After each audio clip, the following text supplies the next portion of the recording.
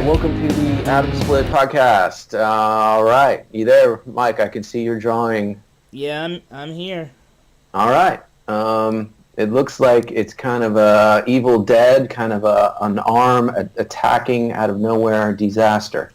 Well, so it's what you're doing there. When we get it all together, it won't be out of nowhere. This is gonna be part of the scene where the copycat band attacks the original band Atomsplit. The copycat band Nucleus Smash attacks Atomsplit during the Battle of the Bands. So they make a real battle of the bands. A physical battle. Physical, right, yeah. Right. As well as instrumental kind of, but I mean musical, but yeah. Cool. It's looking good. It started off musical, but then it's then it got down and dirty. Yep. All right, so what's as you work on that, what's our topic today? Our top 3 favorite bands. All right, our top 3 go-to bands of all time for our personal selves. Yeah. All right. You never get tired of. You never get tired of. You can always go back to and count on to lift your spirits or, inspire you, get you through the day, get you through the week, get you through the night, that kind of thing. Yep. All right. And you want to count down? 3 to 1? Yeah, 3 to 1. 3 to 1, okay. I'll let you go first. All right. Number 3. My number 3 favorite band is Led Zeppelin. Wow, okay. Yeah. And all right, I wasn't expecting that. Go ahead. Yeah, I there's a lot of things I like about Led Zeppelin, like the blues aspect. Yep. But then also like they have a big fantasy. Right. They have a big fantasy. What would you call it? Aspect, element. Element to what they did, and magic and fantasy and stuff. And I was when I got into Led Zeppelin was because I went to the library and I was just looking for records, because at the time I had I'm here. Yeah. At the time I had a record player. Yep. And a tape player, and so I was like, what is this? It was Led Zeppelin 4. Yeah. And I was like, what is this? And so I took it home, and I was like, this is amazing. Wow. And then I was like, what is this cover? So then I started looking up, that was a tarot card. So I started looking up things about tarot cards and whatnot. And I was already into comics, but that was just like an added layer of that kind of fantasy comic stuff. So. Wow. Okay. Yeah. So you put on Led Zeppelin now, from time to time, and it'll get you going. Yeah. Okay. And also, every time I say, like, anytime I see some kind of Viking thing, I'm like, they just ought to use. It's like a law that they should use the Immigrant Song, because pretty much every Marvel movie does, doesn't it? Well, no, every trailer does. Only that one for the Thor though, because that guy was thinking like how I was thinking. It's like, this is a Viking movie. That's the best song about Vikings ever made. We got to put the two together, and they somehow worked it out and got them together. Wow. Well, I am impressed with your number 3, I have to say. Thank you. Definitely one of my top, it might make the top 5, if not definitely top 10. Definitely a major influence on me and my bands and the guys in my bands through the years. So, but not my top 3. Not your top 3. Definitely a preferred favorite. So, I'm gonna go. Mine are kind of based on my music career and the periods, if you will. So I'm gonna go number 3, with probably a little-known Canadian band called Sloan, a four-piece band called Sloan. Have you heard of them? I have heard of them, but I haven't. Okay. I don't think I've actually heard them. So not major superstars, but kind of got into them in the 90s when I was almost at the same place they were, trying to break through to college radio, and they broke through, and I got exposed to them, and just the songwriting. Four guys, kind of like my other favorite bands. Four guys who write really great songs that just kind of touched me with great hooks and guitar and solos, and not heavy metal, but kind of power pop and just smart songwriting. And they're still going today even. So it's been a long time. And now I still buy their records, and they still put one out almost every year. So I would have to say that's my number 3. I own all their records, and I play them occasionally from time to time. That's a lot of bands, like when they came out, like in the early 90s, right? Mm-hmm.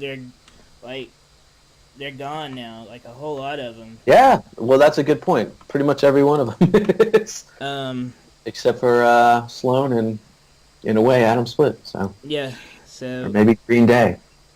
Yeah, but a lot of them didn't make it, or were one-hit wonders. There. We're still living off their one hit, so. Yeah. So yeah, that's cool. I should. You know what? I'm gonna Spotify them. Yeah.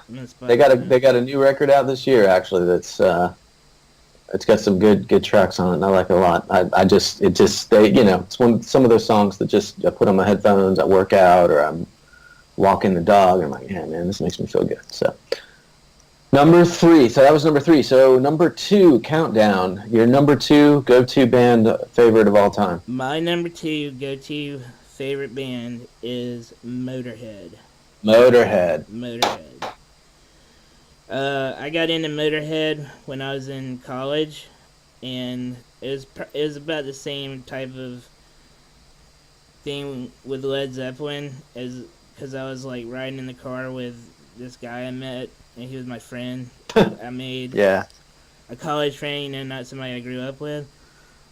Yeah. So he was like just playing tapes and stuff. And he played Motorhead, and he played Ace of Spades, and I was like, what is this? Because it was like a sonic assault. And I was like, okay. Oh, this is awesome.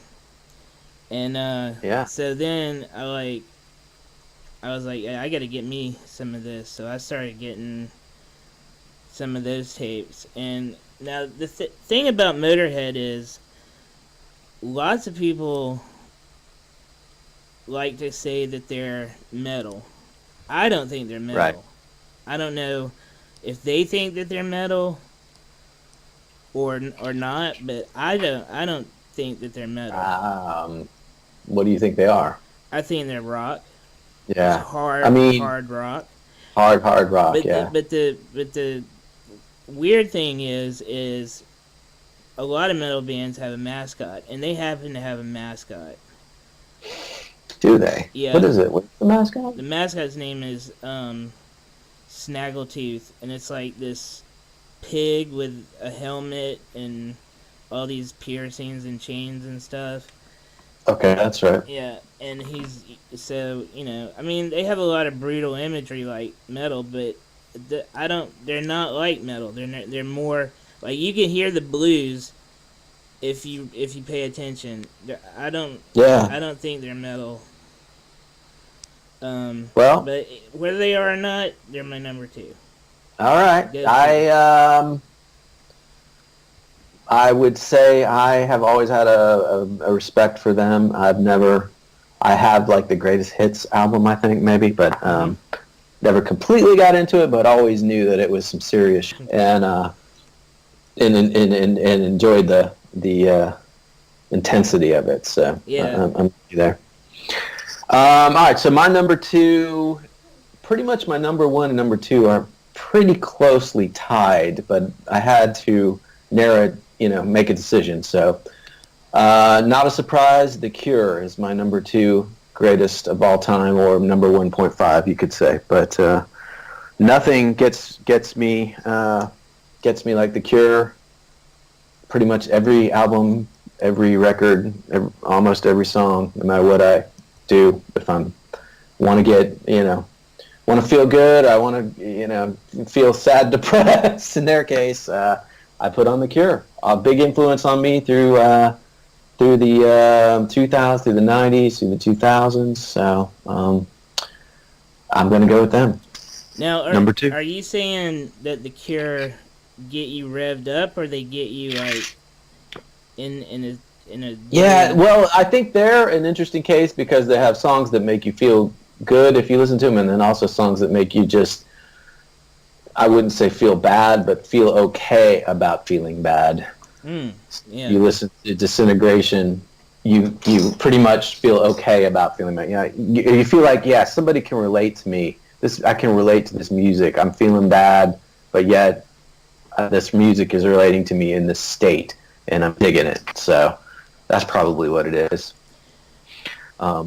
I actually just recently framed a Cure Disintegration poster that's hanging behind me on the wall that I had from back then. So it's now a new presence in my studio office here. So I go with The Cure. I mean, I got into them because my cousin introduced me probably late 80s, early 90s, and I was like, wow. I was coming out of rock and roll. I was coming out of heavy. I went from heavy metal to old wave, which was new wave then, and The Cure was my step out of heavy metal, actually. And I was like, wow, you don't have to be a shredding lead guitarist to make good, cool music. You can actually play slow and thoughtful and melodic, and that's, I think, and partly what attracted me. So. My early bands played heavy metal. My 90s and early 2000s bands played Cure. So that's an interesting insight, because I always thought that, like, you're not like you're not a downer. You're not like a bummer. You're not like a gothy person. And not that, like, I'm saying, because I have some experience with The Cure. Not to say that they're all depressive and stuff, but I thought that was like a real interesting, that was one of your top favorite bands for like the other bands that you like. Mm-hmm. I mean, compared to the other bands that you like, that I know you like. Mm-hmm. And I was like, this is just really strange to be like number 2, but now I see why, and I don't like the I had like I said, I had some experience with The Cure, because when I was in high school, like some chicks that we used to hang out with would like get into The Cure, and Tori Amos and Mazzy Star and those kinds of, like, right. I wouldn't say peppy. They're not peppy, but they're not. Yeah. They're not like they're not like total goth either. You know, they're not like super dark and all that. Right. So I was like listening to them and into them, but not obviously not to as big as you were. Yeah. But now I see why you are. So cool. So we're enlightening each other here. This is great. Yeah. We should. I'm surprised we haven't had this conversation before. All right. Cool. All right. So that brings us to numero uno for you. Numero uno. Mm-hmm. So, like I said...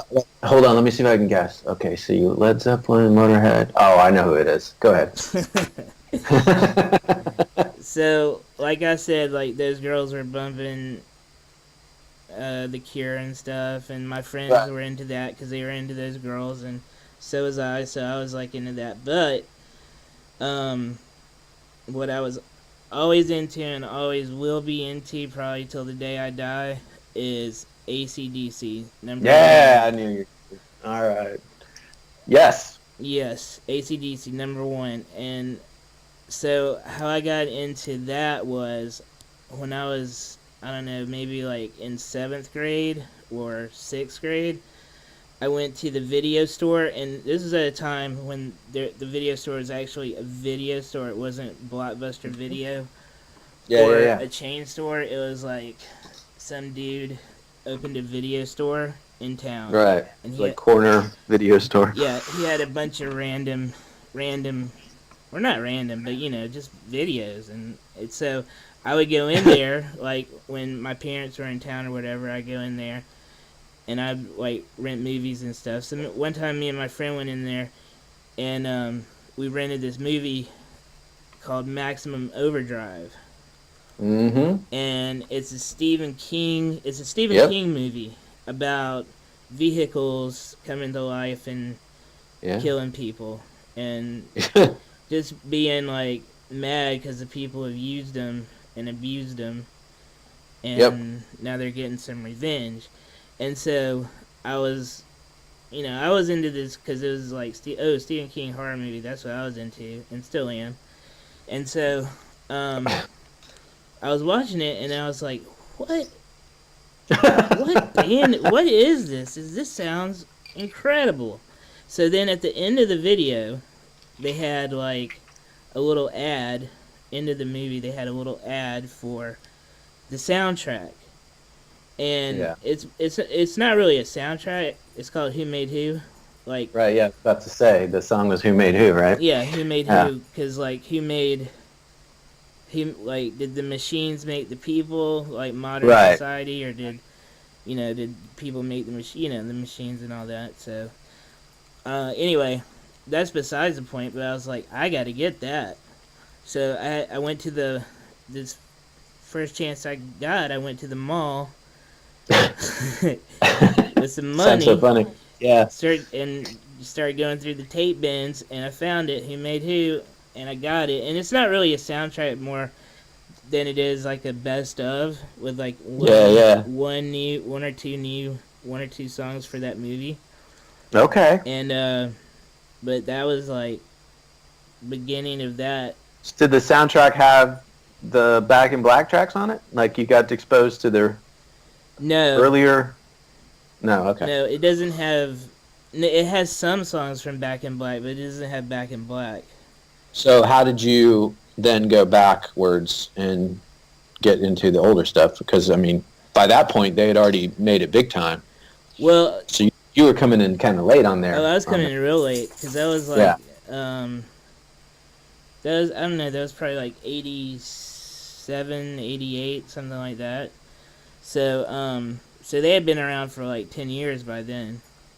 Or, 76. 76. So, yeah, something like that. So, so I got that one, and I was like, every time I went to the mall, I went to the music store and just checked out, the tape bins that were like $3 tapes, $5 tapes. Every time I went in there, there was another one. And I was like, there's a new one here. And I didn't know that, it was old.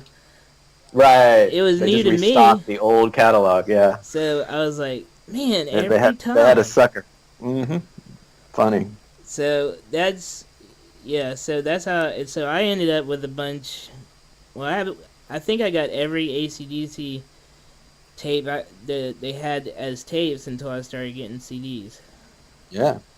So, all right. That, and also, just like a little bit of trivia, when we did the one of the first Atomsplit comic strips that were like newspaper comic strips with the 4 panels and stuff, I had an episode, and I put in a tractor trailer truck that was like the truck from Maximum. Oh, yeah. And just a little bit more trivia. So there was another movie that was based on a Stephen King book called Pet Sematary. Mm-hmm. And the Ramones did the like theme song for it, because back then, for some reason, Yeah, that's right. horror movies had theme songs for whatever. So so that is how I learned about the Ramones. So Stephen King taught me about the Ramones and AC/DC. Gotcha. Which are two of his favorite bands. So there you go. That's Wow. Okay.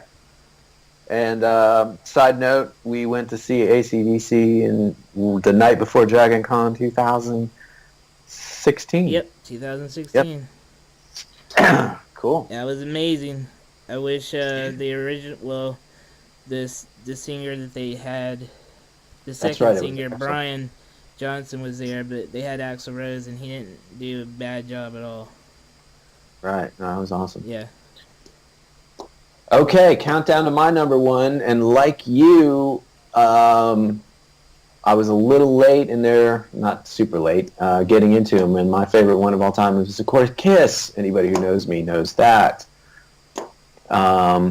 Yes, so I think I was in elementary school, and I had a friend, Jeff, who was like, man, you need to check out this band, and I checked him out. I went over to his house, used to go over and spend the night with people and stuff, and he played it for me, and then they were on TV. I think it was the Paul Lynde Halloween special, and I was like, man, this is awesome. Yeah. So by that point, there was Kiss Alive 2, I think, so they'd been out for, 5 years, 6 years, something like that.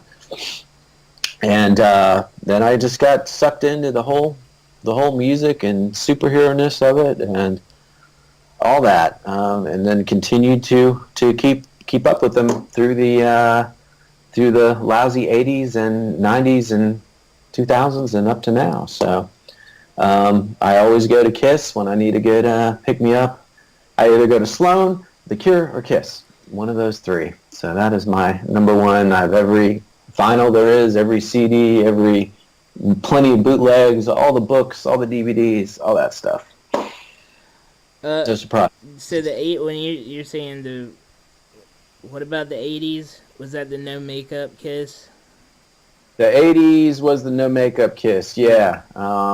So, which I followed them because by then I was in high school, and I liked hard rock, and I'd already been into them, and I remember when they took the makeup off and Lick It Up and watching it on MTV, and it's like, wow, cool. Yeah. Taking my girlfriend at the time to the concerts and stuff, so a lot of good memories, a lot of good songs. Yeah, and now they're back in the makeup, so. They're back in the makeup as of in the 90s, so. Yeah. Now they just do it all the time. So, I'm so addicted that even right now I just finished reading a book by a fan about the recording. I just read all these books. Some guy writes these books about the recording of all the albums, and he interviews every engineer and every publicist and every person that possibly he could find related to it. So I'm addicted to these things to get the complete backstory on anything related. So that's how crazy I am. Well, that's... In fact, I met Paul Stanley. I got my credit card out and bought some of his paintings and got to meet him in person at one of his art shows. So that's awesome. Yeah, so good stuff. And the one cool thing about Kiss, we both like Kiss, and we both like. I think that's a good crossover. Yeah. Yeah, we went to see him in 2011. That was the last time they were in Atlanta. Gosh, was it that long ago? Okay.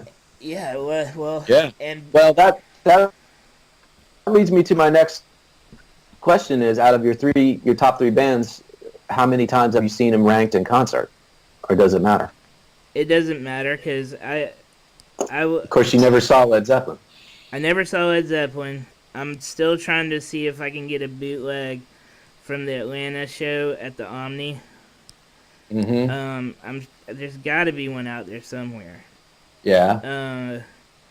Motorhead doesn't seem like they've never come to Atlanta as far as I can tell, and I can't go to California, or I couldn't go to California to see them. Right. And now they're broken up because the lead singer is dead. All right.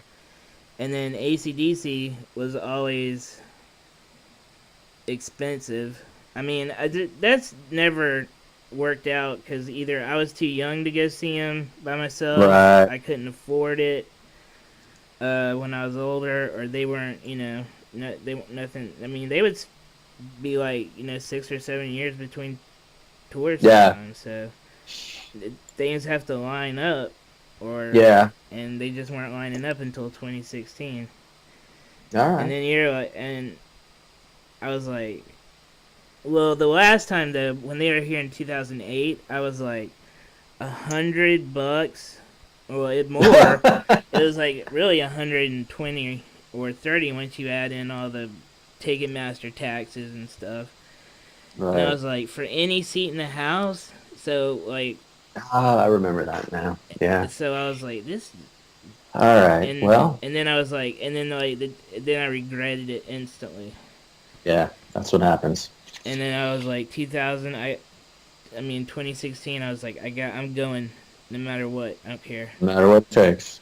And that's how it was. But the thing about Kiss is, not only do we like them because of their music and their like visual style and coolness, they also have done a lot of comic book media too. Right. I think the first thing they did was the Marvel comic. Right. And is it a legend that their blood is in some of the No, I think it was true. They actually took a little sample. Took a little vial and put it in the ink, yeah. And they've consistently put out like comics, like almost the whole time they've been around, I think. That's true. Yeah. So that's a double win for liking Kiss. I would, if I went by concerts, Kiss, I have seen probably 10 times. I mean, many, many times. Almost every single time I ever could, going way back to high school. So, Cure probably 3 times. Obviously, they're British and they don't tour near as frequently. And then Sloan, I had the luck of seeing one time at maybe some small club in Atlanta, probably back in early 2000s. So. Did they not come to Atlanta? No. I mean, they didn't really have any super big hits, but they did tour and played Atlanta that one time, 2000, maybe 2 or 3 or something. So I thought about driving, going to see them wherever they play. They play in Canada a lot still. So, all right, so that's our top 3 countdown. Wow, that only took 27 minutes to get through. Well, it was non-stop, though. Yeah, man, it was some serious enlightenment back and forth there. So, all right. Want to play a song or no? Yeah, let's do it. All right, so we're going to play a song now while Mike draws. This is a little live Atomsplit from 2004 at the Star Bar. How about that for specialty? That's cool. A nugget. So this is Gangway live at that point with the band. And the Star Bar is in a place in Atlanta. Still, yeah, I believe it's still there. Yeah.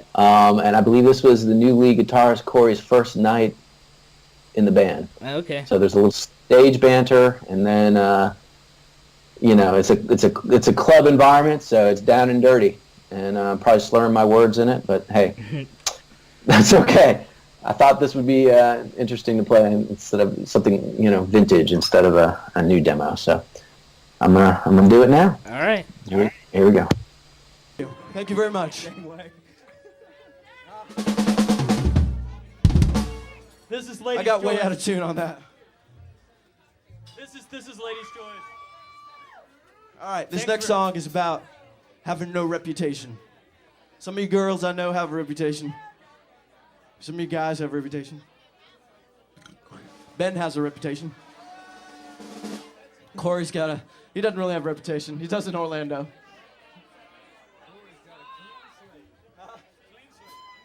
Clean slate. This man is willing to establish a reputation. And tonight is the night will it begins. Wanted woman to create reputation. to start. All right, this song's called Gangway. Ooh.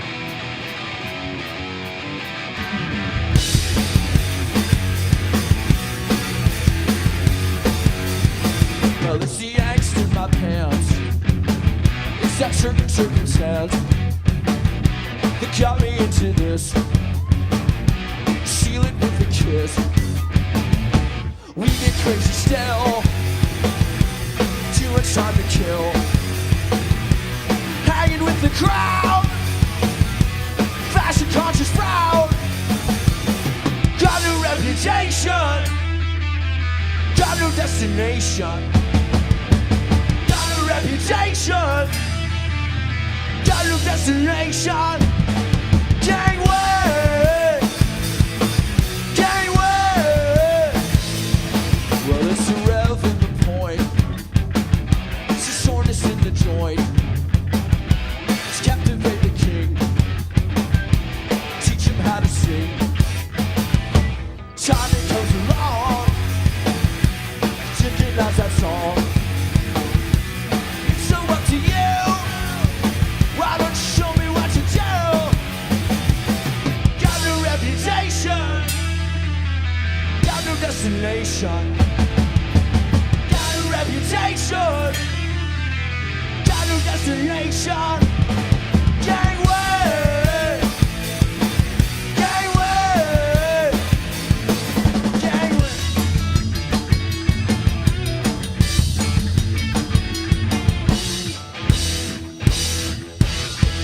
It's a bang in the butt. Target just too suck. Can't afford a chance.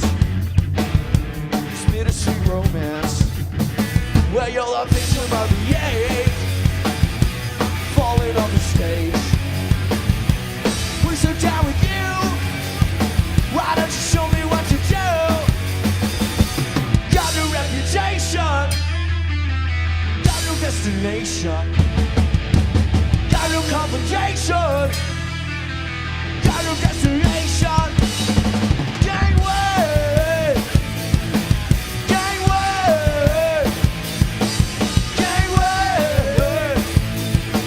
Gangway. Gangway. Gangway. Gangway. Gangway.